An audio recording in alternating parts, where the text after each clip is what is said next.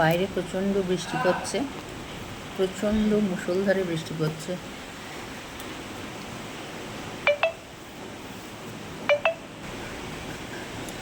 আর আমি এখন ঘরে বসে ভিডিও বানাচ্ছি। তো যাই হোক, ভিডিওটা যে উদ্দেশ্যে এখন আমার বানানো, তো সেটা হলো,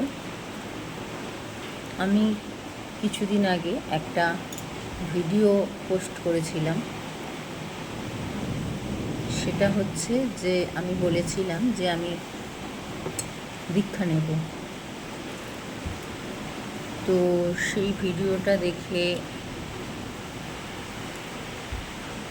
তোমরা জানতে চেয়েছো যে আমি কোন ঠাকুরের দীক্ষা নিচ্ছি। তো আমি অত ডিটেলসে তখন যাইনি, আমি শুধুই জানিয়েছিলাম যে আমি দীক্ষা নিচ্ছি। আসলে তখন আমি ডিটেলসে যেতে চাইনি, কারণ এর আগে অনেকবারই আমি দীক্ষা নেব সব কিছু ঠিকঠাক করেও আমার দীক্ষা নেওয়া হয়ে ওঠেনি, তাই আমি ডিটেলসে কাউকে কিছু জানাতে চাইনি। তো এখন তো হয়ে গেছে দীক্ষা নেওয়া, এখন আমি তোমাদেরকে বলতেই পারি। আর সেই কারণেই আমার এই ভিডিওটা বানানো। আমি দীক্ষা নিয়েছি অনুকূল ঠাকুরের। আমি শুধু নই, আমার ফ্যামিলি মানে আমার বর, আমার ছেলে আর আমার ননদও নিয়েছে। আমরা 4 জনে নিয়েছি অনুকূল ঠাকুরের দীক্ষা।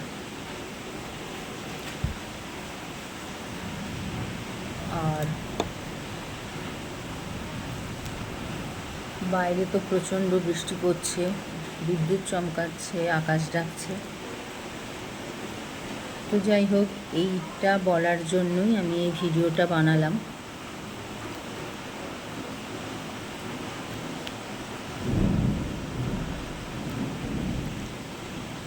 তো তোমরা কারা কারা অনুকূল ঠাকুরের দীক্ষায় দীক্ষিত সেটা আমাকে কমেন্ট করে জানিও। আর অনেকবার দীক্ষা নিতে গিয়ে বাধা পড়েছিল, আর এখন যখন আমার দীক্ষা হয়ে গেছে, তো সেই জন্য আমার এখন ভীষণই ভালো লাগছে যে আমি শেষ পর্যন্ত দীক্ষা নিতে পেরেছি। তো যাই হোক, তোমরা কারা কারা কাদের কাদের দীক্ষা হয়ে গেছে এবং কোন ঠাকুরের দীক্ষা নিয়েছো সেটা অবশ্যই কমেন্ট করে জানিও। তো চলো, আজকের মতো এই পর্যন্তই।